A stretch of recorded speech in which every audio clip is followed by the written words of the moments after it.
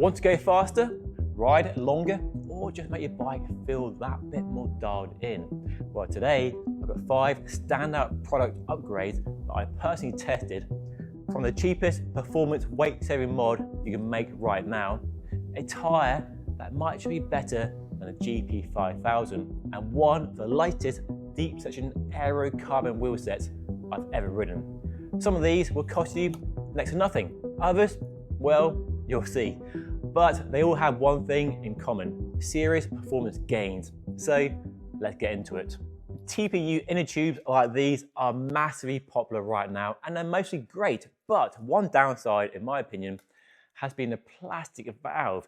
Never felt very durable or reliable, and can be prone to air leakage, and the valve can deform when screwing the metal valve core into it, and not compatible with all pumps. But now you can get metal valves. The downside is they are slightly heavier, a few grams if you're weight weaning, but it definitely feels way more robust, much more durable, less likely to deform when screwing that valve core in, and now compatible with more pumps. So the metal valve is a small but worthwhile upgrade over plastic valves on TPU inner tubes, and a good move in my opinion, and makes these much more useful than they ever used to be. And more companies are now starting to offer metal valves over the old plastic valves. These are bought from Amazon. I'll put a link down below, and they are from Ride now. They're a very popular company and a very distinctive pink color. They come in different sizes and different valve lengths, and definitely worth buying if you are buying a TPU inner tube. You're new to TPU inner tubes, or you're upgrading from current TPU inner tubes. These are definitely worth seeking out. So these cost £33 for a pair with different length valves to choose from. I'll put a link to the Amazon website down below where I bought it from. Next up, the new Cadex Amp 3D saddle. I used this for my 2 weeks in California on the NV3 and got some good miles in on the saddle, including the Levi's Gran Fondo. So have a fair amount of mileage on the saddle. Now, 3D printed saddles have been around for quite a few years now. They've come on a long way in just a few years, and the likes of Specialized and Physique have really led the charge, and I've been a big fan. I reviewed quite a few over the years, and they are my personal favorite. They are expensive, but the prices are slowly but surely coming down. Now, Cadex, in case you're not aware, is the high-end brand from Giant, like Lexus to Toyota, I guess. But this is their first 3D saddle, and it's quite an impressive design. It does look really cool. It's made in-house, and while it does look similar to the Specialized and Physique, has a unique construction, and has the honeycomb structure here has what they call a gyroid shape, which they claim gives better pressure distribution, so it should give better comfort. It's the same shape as a regular Amp saddle, so short and sort of raised at the back, which suits me really well. It's my sort of saddle shape, with a cutout in the middle and a full carbon fiber base and rails, all one piece, made in Taiwan in Giant's facility. They are the world leaders in carbon fiber manufacturing. I've been there, I've seen it for myself, and I can really talk about how they do know what they're doing with the honeycomb structure bonded to the top. And that means it's super lightweight, just 147 grams, so very lightweight indeed. Now, I put this on my bike in California and I rode it for 2 weeks. And my initial concern around the saddle is it's very slim padding and very low profile around the nose. It's very firm around the nose.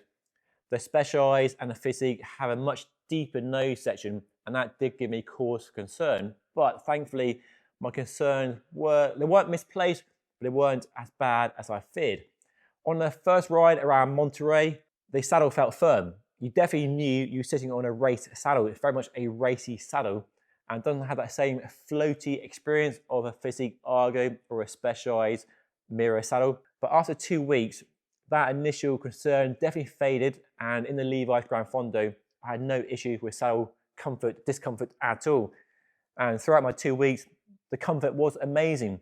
But I would say, if you are a person who sits on the rivet on the nose a lot, if you're climbing a lot, perhaps I would go for one with more thick padding at the nose, like a Physique or a Specialized, because you might find this a bit on the firm side.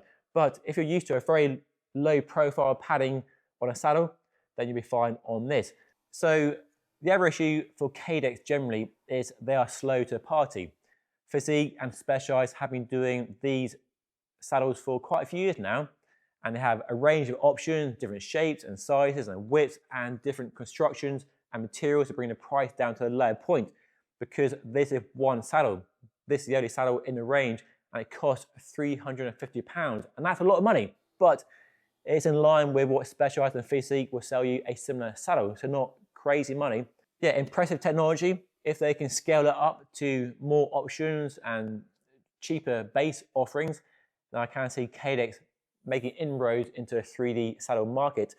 They do have some catching up to do. So yeah, very good high performance saddle. Pricey, like they all are, but reservations about how firm the padding is compared to other saddles in the market right now. So there we go, new Cadex 3D Amp saddle. Next up, the Black Ink 4858 carbon wheels. Deep section aero wheels that also climb really well thanks to their low weight. I've been riding these for about 6 months now on various bikes, including the Seeker Spear, and the performance has really impressed and there's lots to like. Not really a fan of the bold decals, but they do a stealth option as well if you prefer it. So headline details are very impressive. A claimed sub 1300 gram weight, but on my scales with rim tape but no valves, they weigh just over that, 1336 grams. Nice deep carbon rims, 58 in the back, 48 in the front, 23mm internal rim width and 29 external. And they have a hook design, so easy setup with inner tubes or tubeless, whatever your preference is. They come with valves installed, and I've been using them tubeless for my entire time testing them. So carbon rims, external nipples with carbon bladed spokes, as are becoming very popular on many high-end wheels from Hunt and Elite and many others. And the company's own hub design with a very cool flange design, and inside are ceramic speed bearings made for blacking for your marginal gains. And arguably at this price point, ceramic speed is a bit of a tick box really, to give people that peace of mind that they have the best of the best. Whether they're much better than steel bearings remains to be seen. And what I really like about the wheels is the fact they're very aerodynamic, very fast wheels indeed, but also lightweight as well, so it won't hold you back on the climbs. And in the past, the choice of wheels like these was either deep section aerodynamic but heavy, or shallow and lightweight for climbing. But now you can have both and not be held back on the flat roads or the climbs. You have a wheel set that's lightweight for climbing and also fast on the flats too. And they are impressively fast. In my very basic testing, they're as quick as an MV SES 4.5 or other wheels of a similar depth I've been testing. Then crosswind stability, which is very important for a deep section wheel, is very good too. Probably helped by the fact we have a shallower front wheel, so when you are descending at speed, you've got a crosswind hitting the bike or the front wheel, the handlebar's not tugging you around. But there are a couple of trade-offs though. If they are quite a stiff wheel set, quite a hard riding wheel set, and definitely give the bike they're on a firmer ride over my roads, which are very rough and badly maintained, than the MV SES 4.5 wheels, which definitely have a smoother ride quality than these, so definitely noticeably harder edge to the wheels. And the other possible downside is the internal rim width. 23 is perhaps on the narrow side for the growing trend for wider and wider tyres. They are though optimized according to the company for a 28, so I'm running them with 28 for that 6-month period with the Pirelli P0 tyres on them now. So yeah, very good performance generally, very fast wheels, very easy to ride in crosswinds, very stable, being very durable, no issue with spoke tension, bearing quality, no tyre blow-offs, nothing horrendous has happened, still in true. So very good wheels that do go some way to justifying the price, which is definitely on the high side, not crazy high, but not at the lower end we're seeing wheels come down to in that carbon wheel segment. And that downside is there is a rider weight limit of 220 pounds, and they only have a 2-year warranty compared to 5 years with Envy as well. So all things considered, they are a very good wheel set. They are easy to recommend because they deliver good performance and deliver the performance the company claims they should do. So yes, very cool wheel set, deliver great performance. Having a wheel set that's so aero and lightweight is pretty awesome. Right, next up, the brand new Sidi Ergo 6 shoes, all new. Lots to talk about here. I've been riding these since January, so stacked up loads of miles on these around the world, California, Spain, Italy, and of course the Cotswolds. Now, I really like Sidi shoes. I've always liked Sidi shoes for the performance and just fantastic shoes. But the one issue for many people is a narrow fit. They are famous for having a narrow fit, which I find fine. I like that close, secure fit of a shoe. It feels like a second skin on your foot. But for many people, they are simply too narrow, but no longer, because they now have a wide option, which they call Millennium. Like many shoe brands, they're now finally embracing the fact that many people have wide feet, like Physique, Specialized, and others, and these are Sidi's first wide foot option. Not available across the entire range of options, but just a few select models in the range. These are the most expensive road shoes with the new Millennium fit right now. The fit is the main thing really. The last is wider and there's more volume in the forefoot and around the toe box. And going from the regular fit Sidi shoes to these, the difference is noticeable. So much so, in fact, it's probably worth going down half a size on these new shoes compared to the regular shoes if you know your size, or at least try them on in a shop before you buy them. It's always my advice with shoes. Shoes are definitely something you can buy online, but I would always try them on in a shop to make sure the fit is perfect because they are expensive and want the fit to be perfect. So definitely roomier, more spacious. There's more space for your toes to wiggle around, and that's appealing. Even though I don't really need a wide fit, I like the extra comfort they do offer on a long ride, a hot ride, a Gran Fondo around California, say, where you're pushing on the pedals for a long time, 8 hours in my case.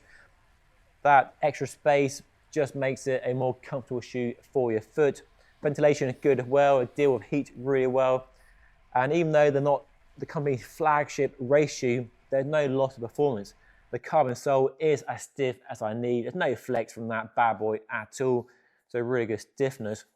On the sole, there's also an extra 15 millimeters of fore aft adjustments. You go further back on the cleats if you need, and a few bumpers as well.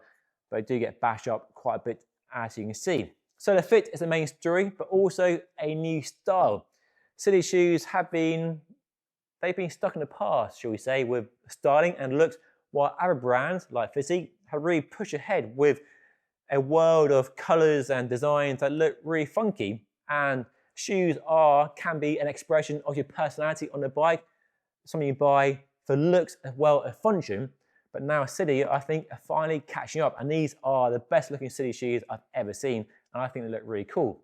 Come in 4 colors, and they have a very seamless, clean upper, no buckles or reflectors, just very clean, simple, minimal design, and a reinforcing material there to just give good retention of your foot. Can't say that really makes much difference, to be honest, but it's there.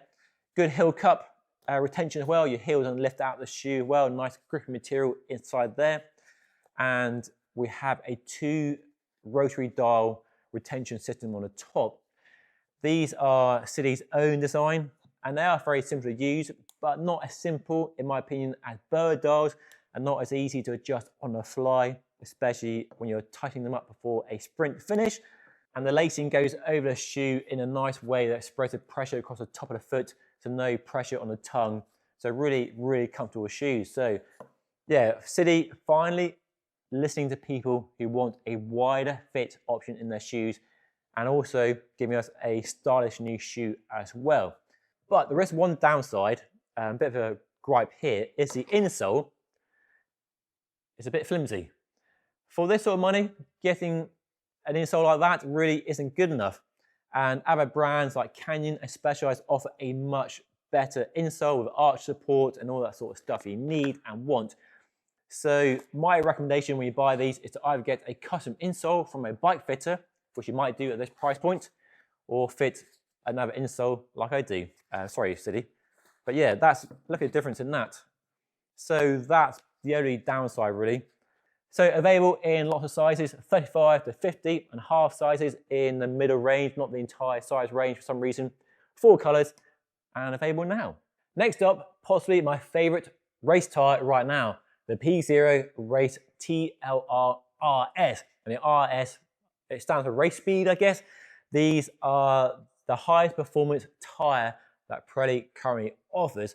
And I've been riding these for a long time now, racking up the miles in the spring and over the winter, and they really impressed me. And I think a real contender for the Continental GP5000 STR, which is arguably one of the most popular tyres right now. So the rolling resistance is very good indeed and very low, and almost on the same level as the GP5000 in independent testing, linked that down below. But where these really score for me over GP5000 is in road feel. The GP5000 is a great tyre, fantastic tyre, but I have concerns around its durability and puncture protection and its road feel. It feels a bit wooden. That's a bit unfair. Maybe not wooden, but it feels firmer than these. These definitely feel, I'm trying to find a word that isn't supple to describe how they feel. Definitely have a smoother, slightly nicer ride quality over my local roads, and good grip in the dry and the wet too. Very reassuringly grippy tyre, and they're also so far more durable in my experience and more puncture proof as well. Touch wood, I've not had a single puncture on these, but I've had 2 punctures on GP5000s on another bike. May just be bad luck, I don't know. So it's really pleasing in that while it's a top end lightweight race focused tyre, it's a good tyre for everyday riding. And lots of people, myself included, want to have the best feeling road tyre on their road bikes year round, which is a hard ask for tyre manufacturers to develop a tyre that's the holy grail. Lightweight, fast, but puncture proof as well, and won't wear out too quickly. These are wearing out at a nice rate. No sign yet they're ready for replacement, so wear rate has been very good.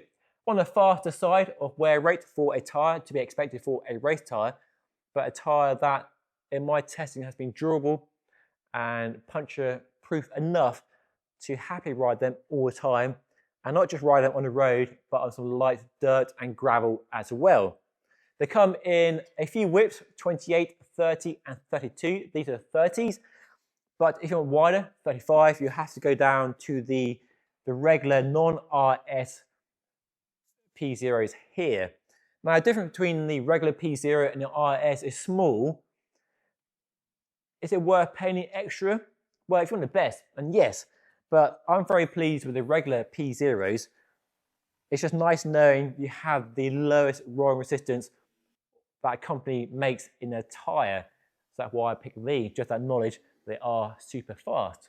So the pros are a fast, low rolling resistance tyre, grippy, durable, puncture proof, but on the downside they're expensive, as all top end tyres are, but much cheaper than the tyres on my van, and they're also easy to install as well, so more pros than cons on the tyres. So yeah, Pirelli P0 Race TLR RS, the tubeless for the win as well, of course.